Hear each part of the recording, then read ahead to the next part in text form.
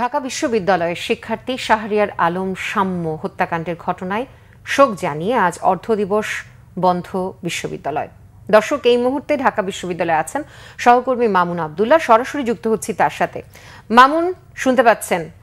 আজ তো অর্ধ দিবস বন্ধ ঘোষণা করা হচ্ছে বিশ্ববিদ্যালয়ে। এর মাঝে ছাত্রছাত্রীরা কি নতুন কোনো কর্মসূচি ঘোষণা করেছে কিনা, কিংবা আরো জানতে চাচ্ছি যে বিশ্ববিদ্যালয়ের প্রশাসন থেকে কোনো রকম নতুন কিছু জানানো হয়েছে কিনা, কি তথ্য আছে আপনার কাছে? জি, আপনি জানেন যে ঢাকা বিশ্ববিদ্যালয়ের শিক্ষা এবং গবেষণা ইনস্টিটিউটের মাস্টার্সের শিক্ষার্থী শাম্য হত্যার তাকে শ্রদ্ধা জানিয়ে আজকে বিশ্ববিদ্যালয়ে অর্ধদিবস ক্লাস এবং পরীক্ষা বন্ধ ঘোষণা করা হয়েছে এবং শোক ঘোষণা করা হয়েছে। বিশ্ববিদ্যালয়ে যেহেতু ক্লাস এবং পরীক্ষা বন্ধ ঘোষণা করা হয়েছে, সেহেতু শিক্ষার্থীদের আসলে আনাগোনা খুব একটা নাই বললেই চলে। খুব আমরা ক্লাসরুমগুলো দেখেছি বেশ ফাঁকা।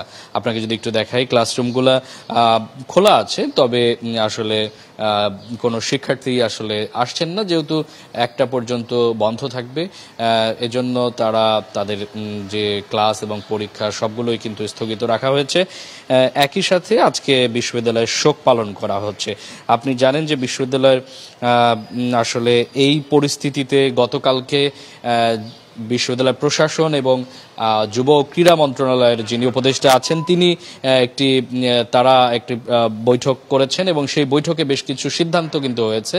যেমন রাজু ভাস্কর্যের পেছনের যে গেটটি আছে সেটি বন্ধ রাখা এবং সোহরাওয়ার্দী উদ্যানে সিসিটিভি লাগানো এবং সেখানে প্রশাসনের নজরদারি বাড়ানো এবং একটি পুলিশ বুথ করা সহ বেশ কিছু সিদ্ধান্ত কিন্তু নেওয়া হয়েছে শাম্য হত্যার পরে।